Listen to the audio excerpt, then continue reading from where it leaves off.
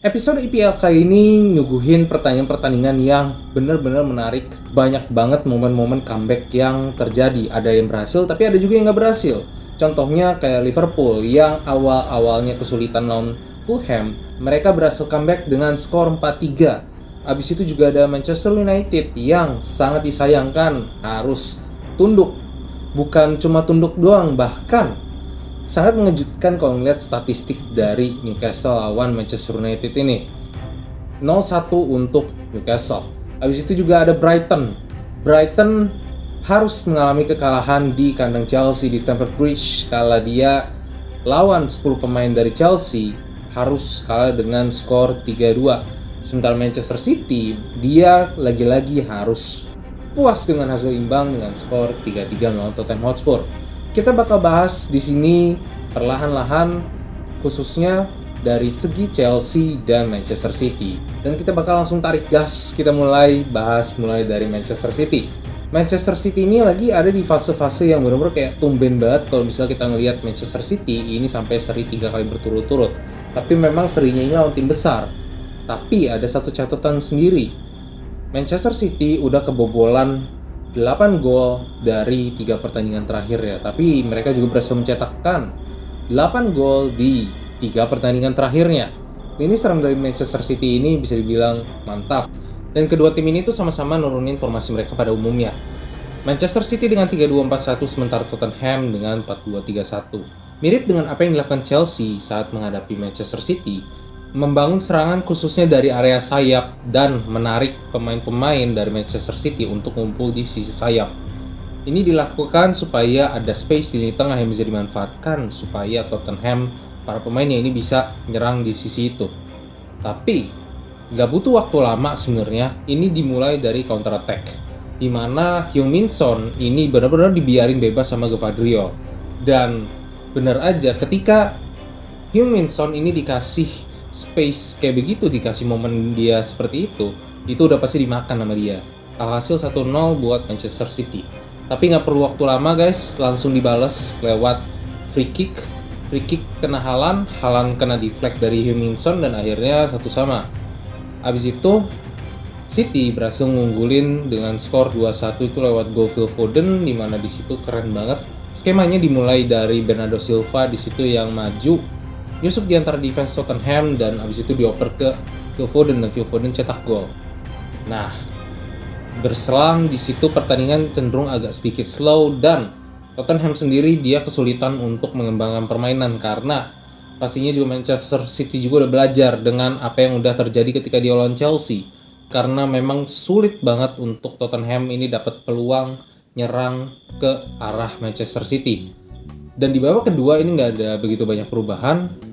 Semua berjalan sama kira-kira, tapi memang Tottenham sendiri lagi-lagi dia berani untuk high press. Seperti di babak pertama dia nggak kendorin, hanya saja memang Manchester City ini terlalu kuat, tapi sekali dapat momen yang pas itu langsung dimanfaatkan sama Tottenham. Seperti gol keduanya Tottenham yang dicetak sama Lo Celso. Di sini berawal dari blunder pemain City yang sebenarnya mau ngoper ke Haaland tapi bolanya terlalu lambat sehingga bolanya dipotong duluan dan di situ bisa di counter. Ada 5 orang di situ pemain Spurs di depan dan 3 lawan 3 ini yang jadi fokusnya, di mana 2 pemain lain ini ngerecokin organisasi defense dari Manchester City dan sementara satu lagi Lo Celso ini berduel dengan satu defender dari Manchester City. Dan Lo Celso menang, dia shooting dapat gol.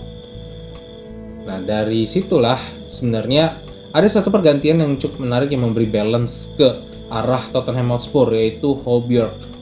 Højbjerg ini bikin lini tengahnya Tottenham ini seenggaknya lebih stabil karena dengan adanya Højbjerg, pertandingan di lini tengah ini cenderung lebih berimbang antara Manchester United dengan Tottenham. Walaupun tetap Manchester City ini jelas lebih mendominasi, tapi seenggaknya lebih bisa melawan ketimbang sebelumnya yang agak kesulitan. Nah, di menit 70 Jack Grealish sebelumnya gantiin Jeremy Doku masuk dan Jack Grealish dia berhasil cetak gol.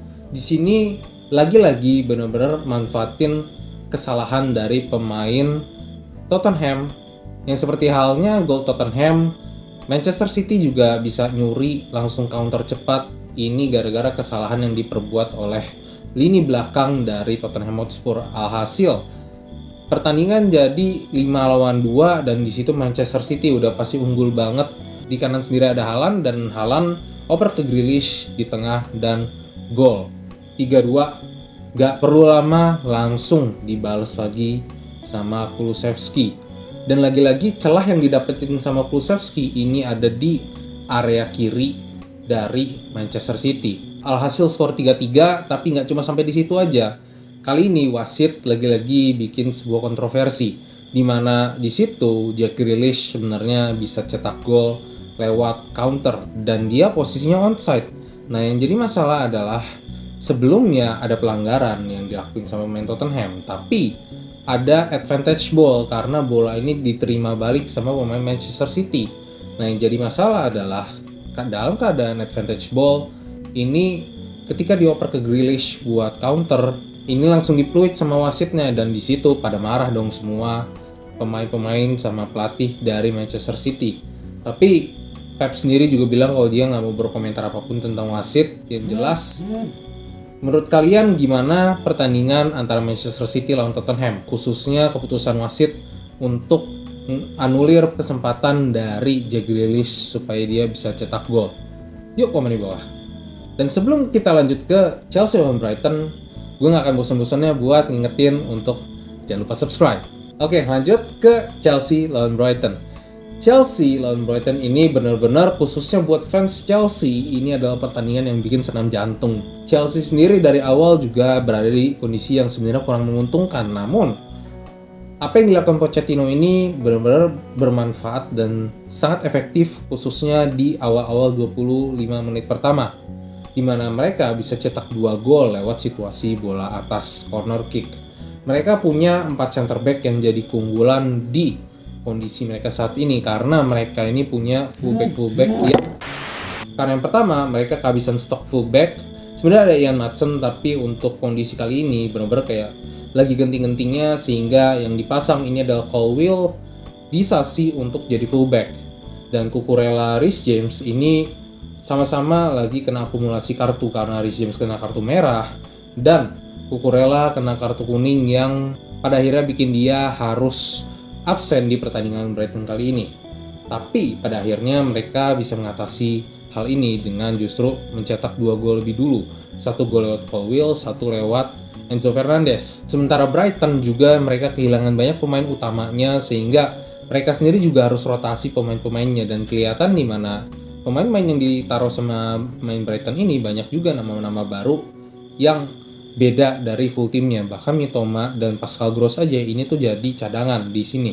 Nah, setelah gol ini pilihannya tuh sebenarnya untuk De Zerbi itu ada 2. Either dia masukin back tambahan, jadi mainin 3 back untuk ngadepin bola atas dari Chelsea, atau dia nambahin striker ataupun juga memperkuat lini tengahnya seenggaknya dengan bikin striker-strikernya ini jauh lebih ke dalam. Dan inilah yang dilakukan sama De Zerbi karena nggak mungkin untuk Brighton untuk bermain parkir bis pada akhirnya. Mereka akan berusaha untuk lebih menyerang dan bermain atraktif kembali lagi. Dan alhasil mereka dapat gol 2-1 untuk Brighton. Golnya ini juga cukup ciamik di mana mereka ini sebenarnya ngolah bola dulu kayak oper sana oper sini, bolak-balik. Tujuannya adalah untuk menarik pemain ke satu area tertentu dan ini bekerja dengan baik di mana semua pemain Chelsea ini cenderung bergilir mengarah ke arah sisi kanan dari area Chelsea ataupun dari sisi kirinya Brighton. Nah, di sini dioperlah ke depan dan di situ terdapat celah di areanya Colwill dan bisa dimanfaatkan dengan baik. 2-1 Brighton benar-benar terus ngehantem pemain dari Chelsea, tapi kali ini defense-nya dari Chelsea ini benar-benar sangat solid, terutama Thiago Silva. Thiago Silva ini layak banget buat dijadiin man of the match kali ini karena nggak ada yang bisa lewatin dia sama sekali. Terutama ketika nanti Mitoma masuk di babak kedua, itu dia juga krusial banget. Dan dia juga ngeblok serangan-serangan yang sebenarnya penting banget buat Brighton, di mana Brighton sebenarnya bisa cetak gol. Tapi karena ada Thiago Silva, itu tuh kesempatan jadi hilang. Dan di satu sisi, Disasi juga cukup oke untuk mengawal sisi kanan, bikin Mitoma kesulitan. Dan yang sebenarnya kurang di sini adalah dari segi Colwill. Dia memang cetak 1 gol, tapi cenderung di sisi kiri ini agak rentan. Tapi nanti di babak kedua, yang untungnya adalah Brighton ini lebih memilih untuk menyerang dari sisi Mitoma, karena Mitoma ini kan pemain yang paling skillful di antara semua pemain Brighton. Sehingga mereka benar-benar kayak nyecer sisi Mitoma terus supaya dari sisi ini bisa narik banyak pemain. Tapi balik lagi guys, Chelsea ini sadar dari gol pertamanya Brighton, mereka nggak mau lagi ketarik dan akhirnya ya kesulitan lah mereka untuk ngebangun ataupun ngebuka celah dari segi Chelsea, di mana Chelsea sendiri juga kehilangan 10 pemain yang sebenarnya pelanggaran itu tuh nggak perlu banget. Dan bisa dibilang ini pelanggaran ini istilahnya pelanggaran yang dilakuin sama Gallagher ini tuh bisa dibilang blunder ajaib.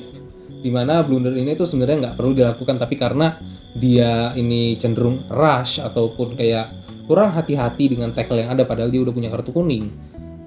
Inilah yang terjadi, akhirnya kartu merah, dimana dia nekel dari belakang, nggak kena bolanya tapi yang kena pemainnya. Akhirnya ya udah 10 pemain, akhirnya Chelsea harus lebih banyak bertahan. Tapi justru Chelsea dapat counter attack dari awalnya Sanchez bermain luar biasa, by the way. Dia ngelakuin banyak save mulai dari Sanchez, di situ counter 3 orang dan berakhir dengan Mudryk yang dengan akselerasinya dia lari sekencang mungkin, dan di situ dia dilanggar sama Pascal Gross.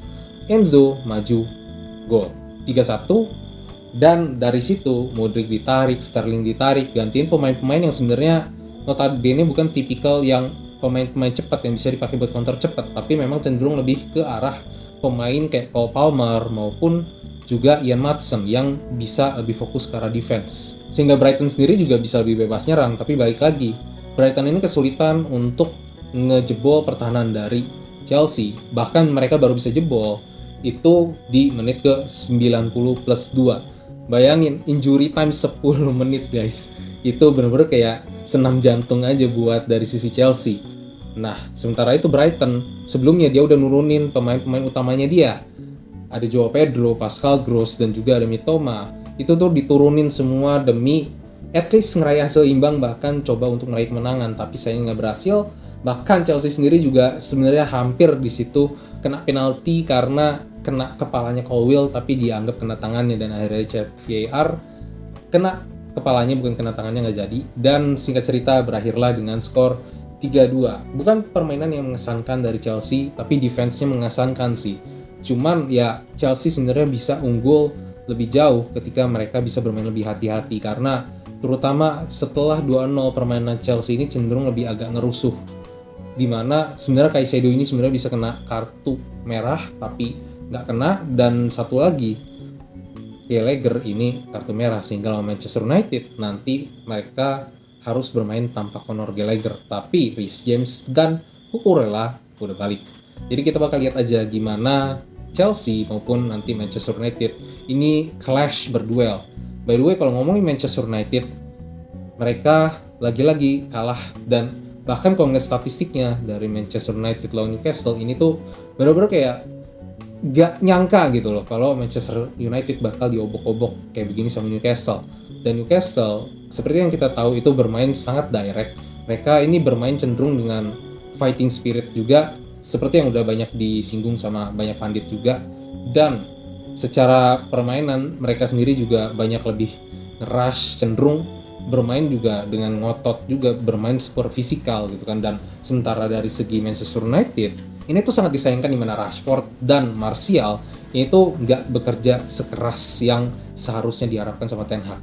Bahkan bisa dibilang sebenarnya Bruno Fernandes yang harus nge-cover, yang harusnya di-cover sama Martial sama Rashford. Dan terutama Martial, ada momen di mana dia sama Ten Hag ini benar-benar kayak adu mulut gitu lah istilahnya.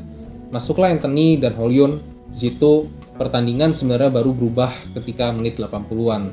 Tapi balik lagi udah terlambat, sebenarnya dia bisa cetak 1 gol tapi sayang offside gara-gara kena Maguire. Dan mereka harus kehilangan poin di kandang Newcastle.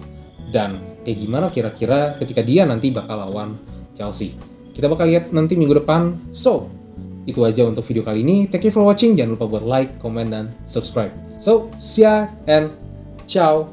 Have a good day. Bye.